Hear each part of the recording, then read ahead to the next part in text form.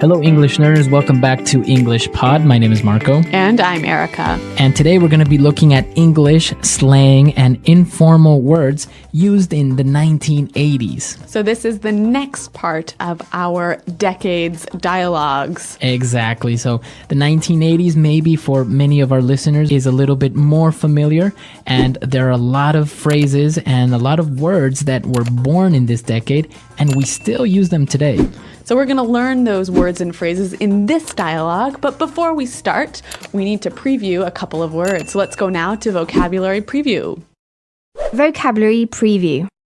So one of the words that we're going to hear in our dialogue is ride. Is that your ride? Is that your ride? So a ride. Normally we know this word as a verb, right? Right, to ride a bicycle. In this context, it's an informal way of referring to your car. So a ride is a car. Yeah, so I just bought a new ride. All right, well, maybe you'll take me for a ride in your new ride. In your new ride. Yeah. All right. And we're also going to be looking at this word loaded. He's loaded. So if you are loaded, you're really rich. You have a lot of money. Yep. You are loaded with money. So loaded and ride, those are our two words for vocabulary preview. And well, let's listen to our 1980s dialogue and see what happens.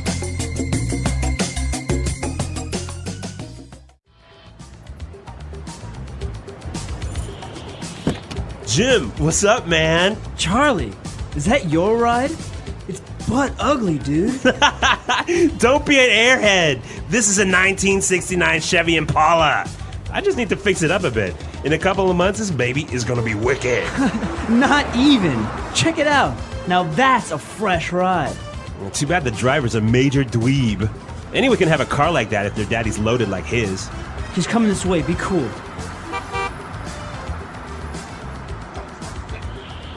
Hey guys, what do you think of my automobile? Isn't it bad to the bone? Word. The ladies are gonna be lining up to get with you when they see you driving around in that car. You really think so? For sure. Awesome. Psych! You totally fell for it. You're a real scumbag, Charlie. When I do the nasty with the prom queen, we'll see who has the last laugh. Dude, don't have a cow. All right, so typical high school students of the decade, right? Definitely very, very 80s. Very 80s. And well, of course, you always have the situation with the cool kids and maybe the kids that are not so cool and, well, they're making fun of him, right? Yeah, but they use some really cool words. So let's look at them now in Language Takeaway. Language takeaway. All right, so the first word that we saw in Language Takeaway and was really interesting, this word, butt ugly. It's butt ugly. That car is butt ugly. So when something is butt ugly, it's really ugly, right? It's very ugly. It's not Yeah. just ugly, it's very ugly. And butt is like From your bottom. From your bottom, yeah. Yeah. So he said the car was butt ugly, and the other guy answered by saying, hey, don't be an airhead. An airhead. Don't be an airhead. So an airhead is someone with air in their head. In their head. So they're not very smart. They've got no brains. They've got no brains, right? So he said, don't be an airhead. Don't be such an idiot. All right. Now, for the third word, he described his car as being wicked. It's wicked. Wicked. That's wicked. It's gonna be wicked. Okay, so this is a very 80s way of saying it's going to be cool. Yep. It's going to be awesome. It's gonna be wicked. All right. And now when they saw another car pulling up, a new car, he described it as a fresh ride. It's a fresh ride. Now we understand that ride is a car, right? So a fresh ride. It's another way of saying cool. Okay, so kind of similar, wicked and fresh. Yeah. Now, finally, at the end of our dialogue, they said, you're a real scumbag, Charlie. So this word scumbag is interesting. You're a scumbag. A scumbag. Yeah, it's interesting and it's still used today, I would say. Yep. So when someone is a scumbag, they're just really not a nice person. Yeah, they're not nice or they're not, maybe to a certain point, honest. They're not kind. Exactly. You're a scumbag.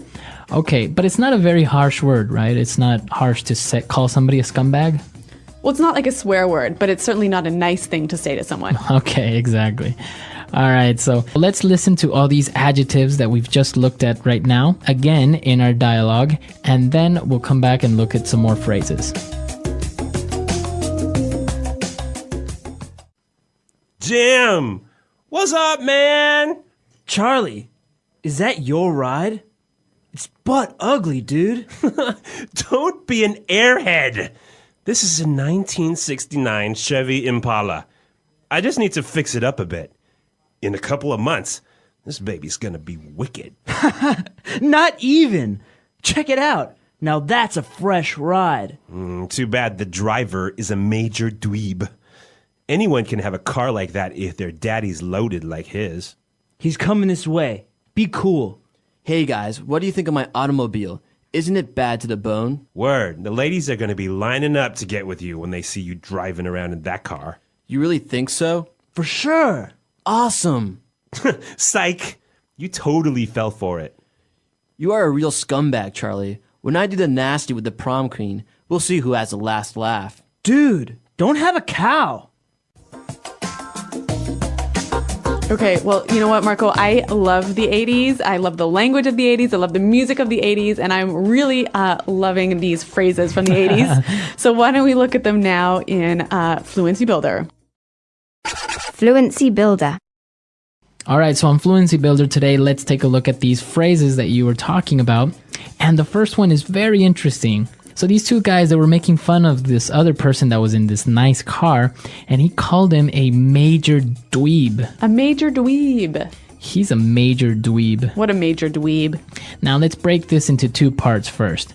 Well, let's see what dweeb means. Well, a dweeb is a very uncool person. Okay, so kind of similar to a nerd. Yeah, a small kind of guy with no power. Okay, he's a dweeb. Now, this word major. It just means big, really serious. So it's a way of emphasizing, right? Yeah.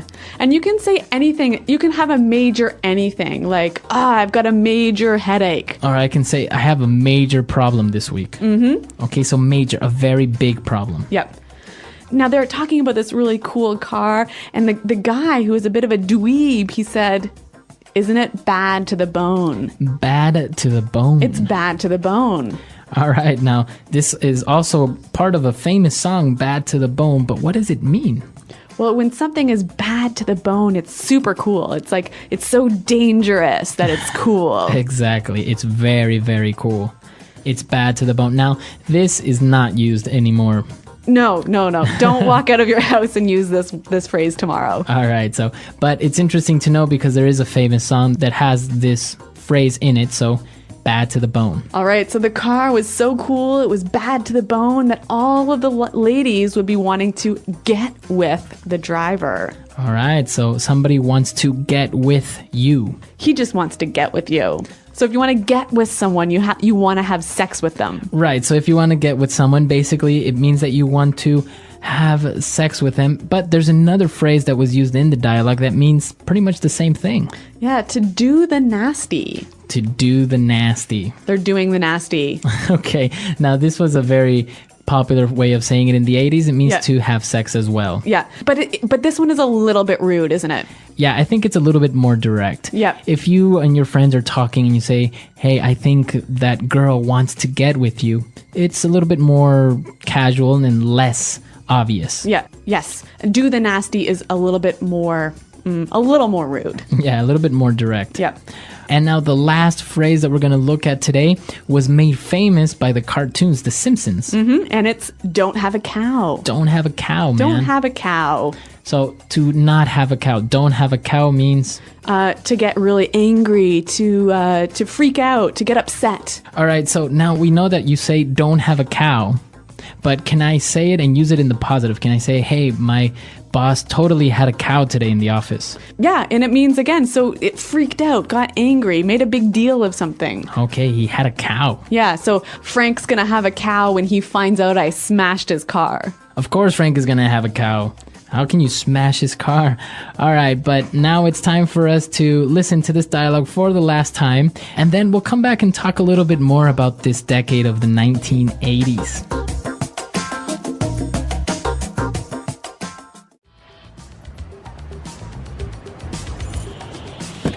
Jim, what's up, man? Charlie, is that your ride? It's butt ugly, dude. Don't be an airhead. This is a 1969 Chevy Impala. I just need to fix it up a bit. In a couple of months, this baby is gonna be wicked. Not even. Check it out. Now that's a fresh ride. Well, too bad the driver's a major dweeb. Anyone can have a car like that if their daddy's loaded like his. He's coming this way. Be cool.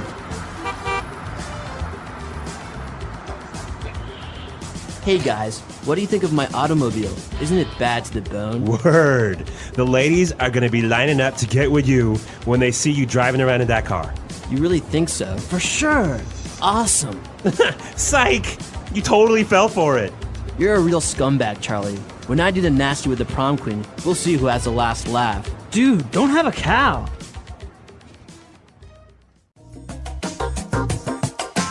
Okay, so Marco, when I was listening to the dialogue this time, I heard a really cool word.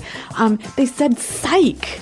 Right. Now, this was a very popular thing during the 80s when you would say to somebody, psych. So this is like saying just kidding, Just right? kidding, right? So you would say, oh, Eric, I really like your hat. Oh, thank you. Psych, that hat is terrible. Oh.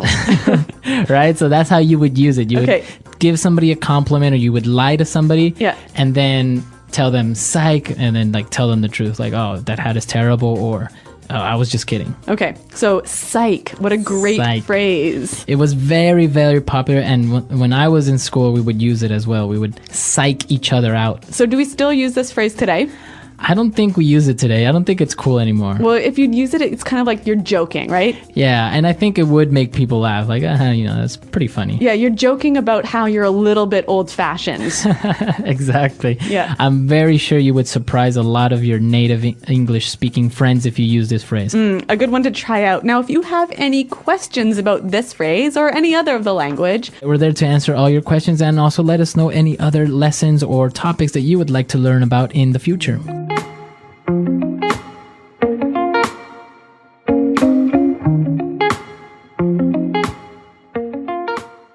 Hi there. Welcome. Are you ready to listen to our story? Let's dive right in. Back in the summer of 1989, I was a 17-year-old kid with big dreams and a not-so-big car. It was a dusty old Honda Civic from the late 70s, definitely not what you'd call a fresh ride. But in my head, I imagined it looking like something out of a music video. That summer, I wanted just one thing to impress the cool crowd at school. You know the type, loud, confident, always, throwing around wild slang and acting like they own the world. I remember pulling into the school parking lot one Friday afternoon. I had just washed the car by hand, of course, and I was blasting some heavy rock from my cassette player. As I stepped out of the car, I heard someone laugh and say, "Yo, is that your ride?" It's butt ugly, dude. Now, if you're not familiar with that phrase, butt ugly means extremely ugly. Harsh, right? But I didn't let it break me. I turned around, smiled, and said, "Yeah, it's mine. She may look rough now, but give it time. This baby's gonna be wicked." Now, in 80s slang, calling something wicked meant it was going to be super cool, even amazing. I didn't have the money for a sports car or a new stereo system, but I had confidence. And sometimes that's worth more than being loaded. Oh, loaded, that's another great word from that time. It meant someone was really rich, like by dash a dash convertible dash on dash a dash win kind of rich. The kind of rich that got you noticed in the high school hallways. I wasn't loaded, but I had grit, and I was about to find out just how far that could take me. Later that day, I was in the cafeteria when one of the jocks, those are the guys who play a lot of sports, walked up to me. He was towering over everyone, wearing a leather jacket and flashing his keys like they were gold. "Hey man," he said, "you still trying to fix that junker outside?" Junker, another hit to the ego. But I just shrugged and said, "At least I'm not writing daddy's money." That one got a few laughs. The truth is, back then, cars weren't just transportation, they were identity. Your ride said a lot about you, and if your ride wasn't cool, you had to be cool to make up for it. That's where slang came in. We used it like a secret code, a way to prove we belonged. Words like fresh for cool, dweeb for someone awkward or nerdy, and airhead for someone who seemed well, not so bright. I started picking up on the way people talked, the rhythm of the slang, and how to blend in not to become someone else, but to find my own place in that strange, hilarious, and unforgettable teenage jungle. And it all started with an ugly car and a handful of 80s words. That was just the beginning. The next Monday, I pulled into the parking lot again, same car, same old scratches, but something was different. I had spent the weekend cleaning it up, repainting the rims, and even taping up the torn seat with duct tape. It wasn't perfect, but it had character. As I stepped out, I spotted Lindsay across the lot. She was one of those people everyone noticed popular, confident, and sharp. I had never spoken to her before, but that morning she looked over, gave a half smile, and said, "Not bad." Looks kinda fresh. Fresh. That word stuck with me. In 1980s slang, fresh meant new, cool, original, something with style. And suddenly, my old Civic wasn't just a pile of junk anymore. It was becoming my ride, not factory fresh, but fresh in attitude. And let me tell you, nothing boosts your confidence like turning someone's doubt into a compliment. As the week went on, I started noticing more and more how people spoke. Slang wasn't just about sounding cool, it was about connection.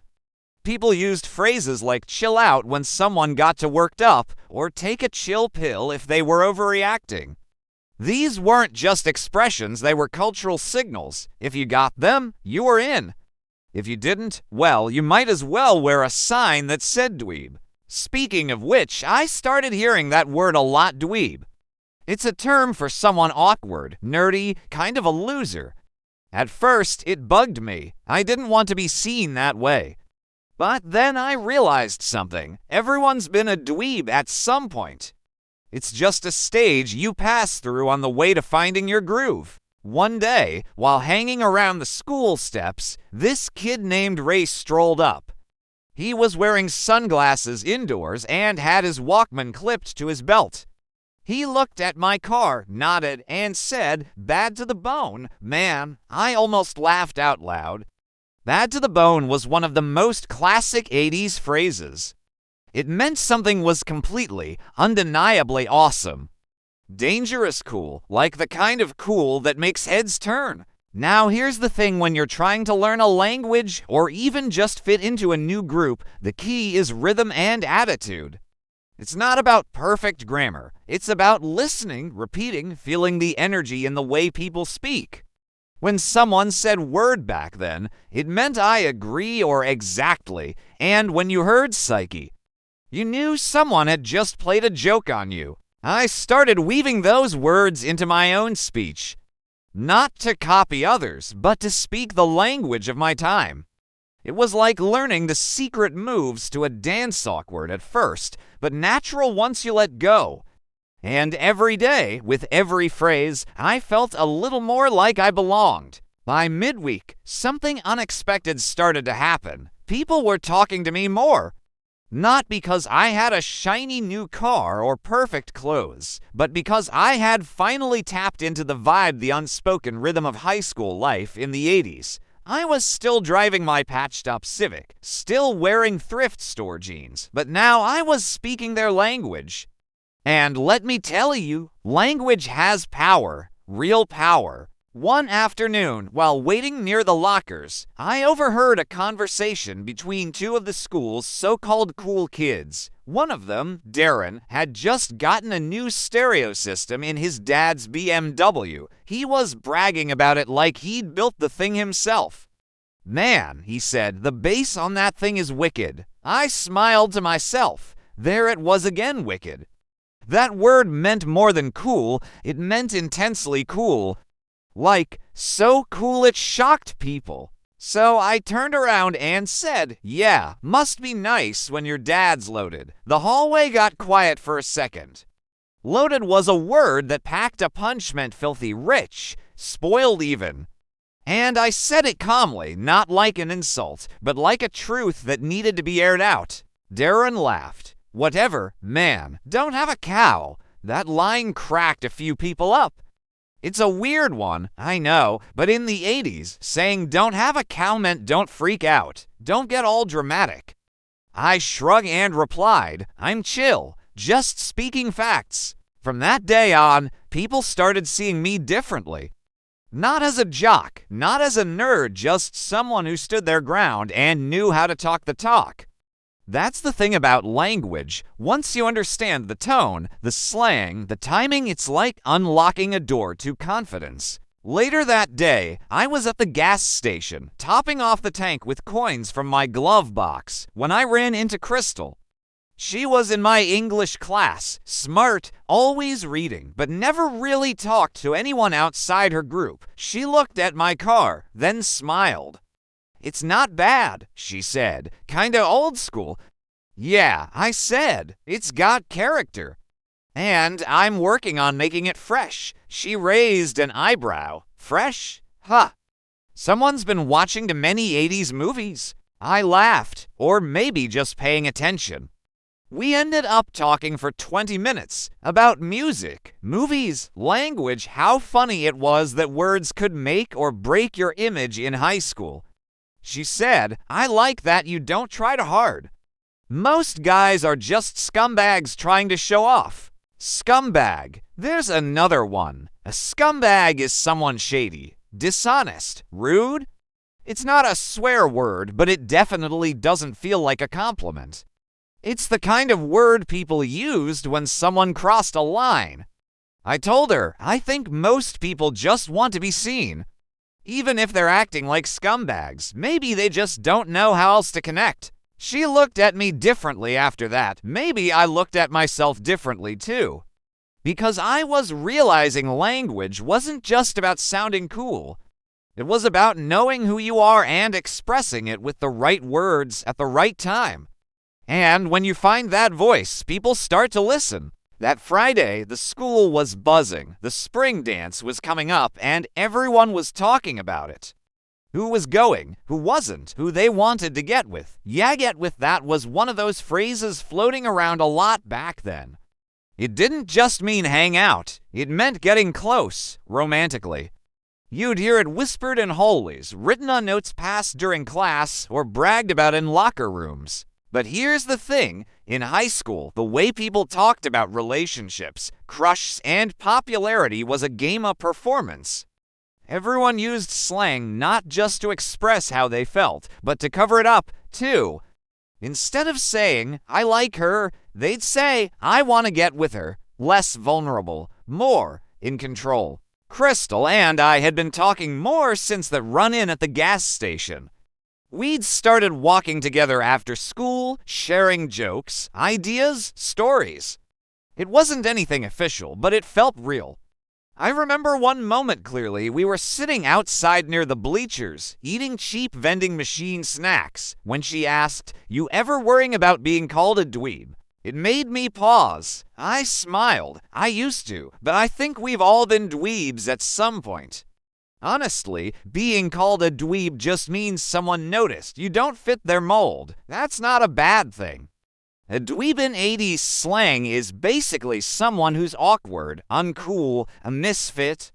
But honestly, I was starting to think being a misfit was a strength. It meant I wasn't pretending. She grinned. "So what would you call me?" I looked at her. "I'd call you wicked." That made her laugh.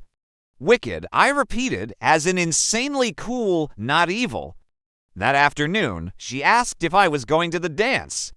I said, "Only if you're going." She didn't answer right away, just nudged me with her shoulder and said, "Bad to the bone." Huh. That phrase, it kept following me around. Bad to the bone. Something bold, edgy, like a car that roared louder than it should. Like a song you turned up, even if your parents hated it.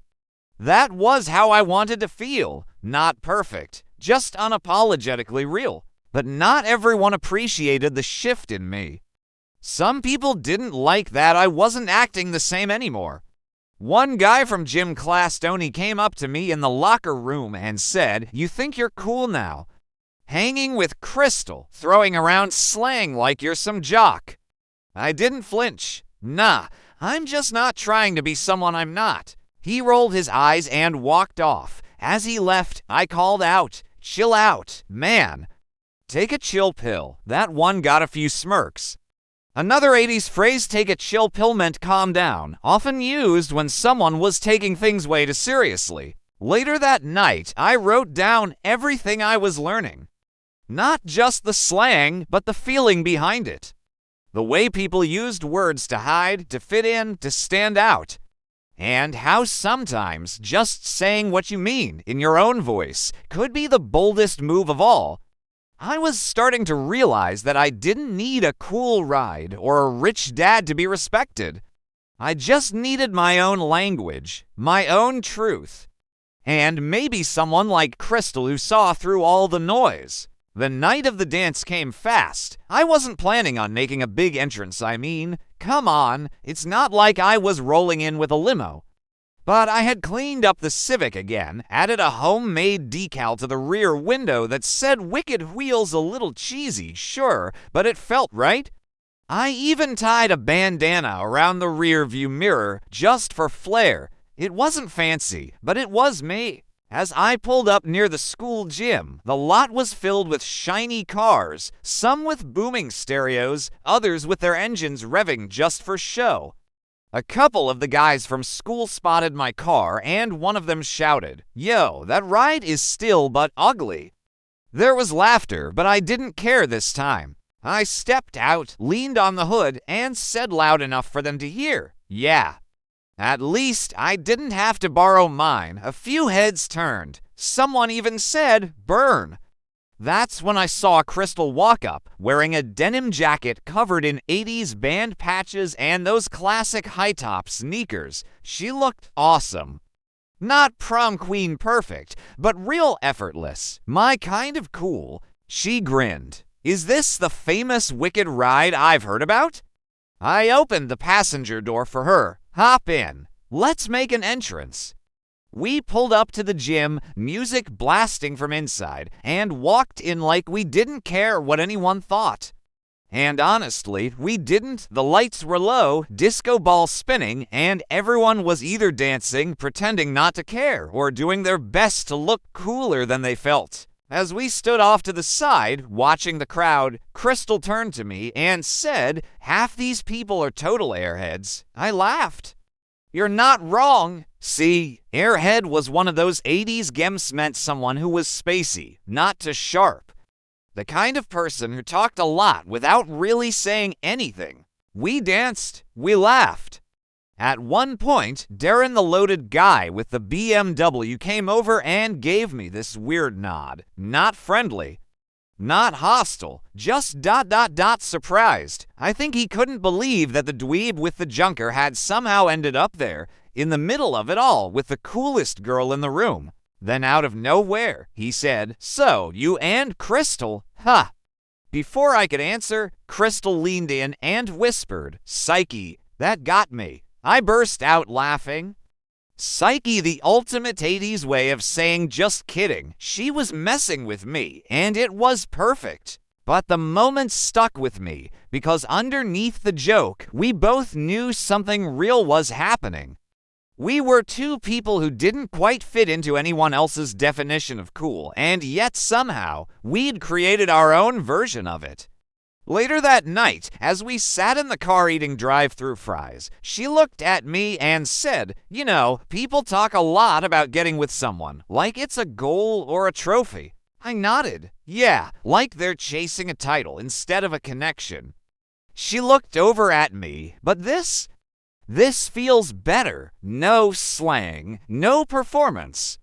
Just a quiet moment that didn't need translation." And right then, I realized cool wasn't something you wore or drove.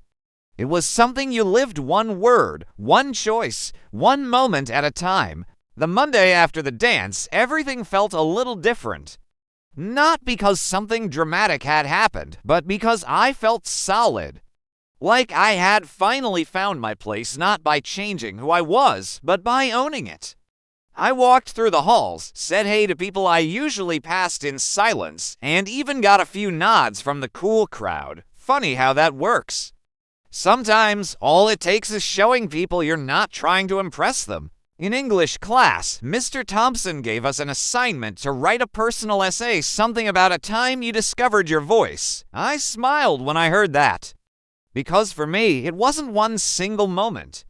It was a bunch of little ones scattered across slang words, awkward conversations, parking lot banter, and late-night fries in a rusted-out Civic. After class, I ran into Tony. You remember him, right? The guy who once said I was trying to act like a jock. He looked at me with a smirk and said, "So, you and Crystal, huh? Didn't see that coming? Thought she was too smart to fall for a scumbag?" That word hit different now, scumbag. In the 80s, it meant a sleazy, dishonest kind of person. Not quite an insult that'll get you punched, but enough to make your blood rise. I took a breath and said, maybe she just sees things in people most others don't. He shrugged. Whatever. Man, don't have a cow. Classic deflection. Don't have a cow, don't get mad. Don't freak out. I chuckled, not because it was funny, but because I knew he wasn't really mad. Just confused. He'd built his whole identity on being loud, on being someone. And now someone else was standing out without even trying. That week, our essay drafts were posted anonymously for peer review. I didn't sign mine, but people talked about it. One line I had written kept getting quoted in the margins. It's not the car that makes the ride, it's how you drive it. Corny, maybe, but it hit home. People started asking me what certain slang words meant, some from our generation, some who were just curious. I ended up helping a few classmates with their vocab for other assignments. I explained words like ride meaning car, loaded rich, dweeb uncool person, and wicked very cool. The thing is, teaching them made me appreciate just how powerful language can be, not just in what it says, but in who it includes. Even Crystal joked one day, looks like you're the new 80s dictionary. I told her, hey, if being a dweeb means knowing stuff, I'll take it. One afternoon, while working on the Civic in the driveway, my neighbor, a retired mechanic named Carl, walked over. He'd seen the car for months and never said a word. But now he said, you know, when I was your age, a car wasn't just a car. It was your story, and I think yours is getting interesting. That meant a lot. Because what started with me trying to sound cool became something much deeper. I wasn't just mimicking phrases or pretending to be someone else. I had taken all those words but ugly, wicked, fresh, scumbag, don't have a cow, and turned them into stepping stones. Each word I learned helped me unlock another layer of confidence. Not just in English, not just in school, but in myself. A few weeks after the dance, I found myself sitting in my car alone late one evening, engine off, radio on low, watching the street lights flicker across the windshield. That old Civic had become more than just a ride, it was like a journal on wheels. Every dent, every taped-up seat, every bumper sticker told a story. Not just of where I'd been, but who I'd become. It's funny how words can shape your world. A few months ago, I didn't know half the slang people were throwing around. I felt like an outsider. Every time someone called something wicked or said psyche, I felt like I was 5 steps behind. But now, those words were mine, not because I memorized them, but because I lived them. Take bite me, for example, one of the more aggressive phrases from back then. It meant leave me alone, or I don't care what you think. Back in the day, I heard Darren say it to someone after getting called out for cheating in gym. Everyone laughed, but I remember thinking, that's not cool, that's just mean. And now, I realized being cool isn't about snapping back or shutting people down. It's about knowing when to speak and when to let things slide. Even phrases like jet, as in, let's jet, meaning let's leave quickly, taught me something. Not just about language, but about timing. Knowing when to stick around and when to move on. Some friendships fade, some people stay stuck in their roles, and others, like Crystal, show up quietly and end up changing everything. We were still talking a lot, studying together, driving around in my ever-faithful Civic with the windows down, music up, no destination in mind. We weren't getting with each other in the way high school rumors like to assume.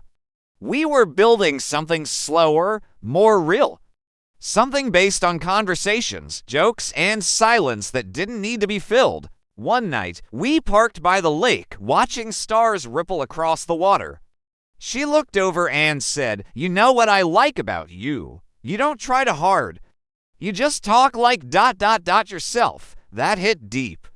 Because for a long time, I thought I had to sound like everyone else to be accepted. To use the right slang, to tell the right jokes. But somewhere along the way, I'd blended those words with my own voice. Not because I was pretending, but because I had grown. Slang taught me how language evolves, how people connect, and how words can either build walls or open doors. Every phrase from the 80s, every airhead, jock, dweeb, or bad to the bone came with its own story, its own attitude. And by learning them, I didn't just learn how to speak better English. I learned how to understand people, their fears, their humor, their need to belong. So now, when someone asks me how I found my confidence, I don't point to my clothes, or my car, or even my grades. I point to my words, because when you learn how to really express yourself, you stop needing approval. You stop chasing cool. You become it in your own way. And that, my friend, is the most wicked lesson I've ever learned. Thank you for being a part of Best English Podcast Zone. The English Pod Audio Review. Listen to the meaning, then say the vocabulary word. A silly or stupid person. Airhead. Information. 411. Nerd. Loser. Dweeb. Relax. Chill out. Take a chill pill. Very good. Wicked. A male who plays a lot of sports. Jock. To be romantic with. To get with. Leave a place quickly. Jet. Rich. Loaded. Leave me alone. Go away. I don't care. Bite me. A car. Ride. Very ugly. But. Man. Dude. New. Cool. Fresh. Completely cool. Bad to the bones. Just kidding. I was joking. Psych. Get angry. Have a cow. Let's try that faster. Leave a place quickly. Jet. Very ugly. But. Very good. Wicked. New. Cool. Fresh. A silly or stupid person. Airhead. A male who plays a lot of sports. Jock. Completely cool. Bad to the bones. Nerd. Loser. Dweeb. A car. Ride. Just kidding. I was joking. Psych. Man. Dude. To be romantic with. To get with. Leave me alone. Go away. I don't care. Bite me. Rich. Loaded. Relax. Chill out. Take a chill pill. Information. 411. Get angry. Have a cow. Now say the word and hear it in a sentence. Airhead.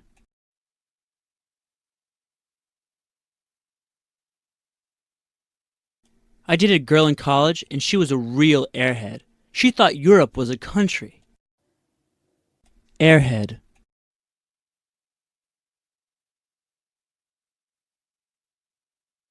Bob is a real airhead. All he can talk about is girls, parties, and drinking. Airhead.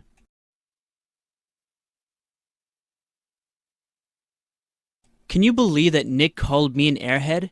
He is such a jerk. Wicked.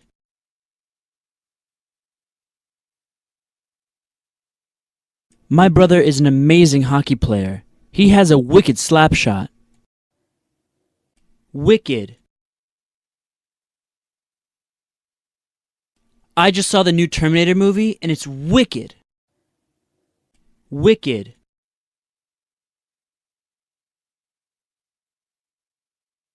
There is a comedian that does a wicked imitation of the president. It's so funny. Dweeb.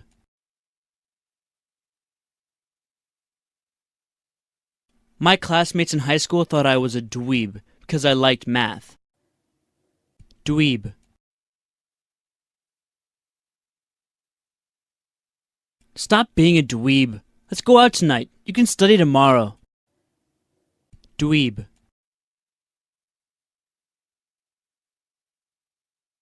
Catherine has a new boyfriend, and from what I hear, he's a real dweeb.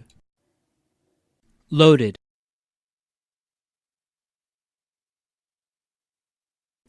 I wish I were like Bill Gates. That guy is loaded. Loaded.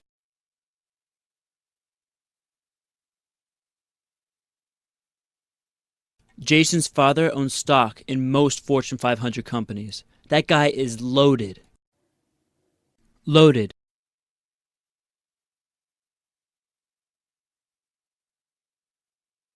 You want to buy a Ferrari? Dude, you need to be loaded to even think about doing that. To get with. Tom has been dreaming of getting with Sarah, but she already has a boyfriend. To get with. If you want to get with Lucy, you have to be nice and sweet. To get with. I heard you got with Daniel last night. Is that true?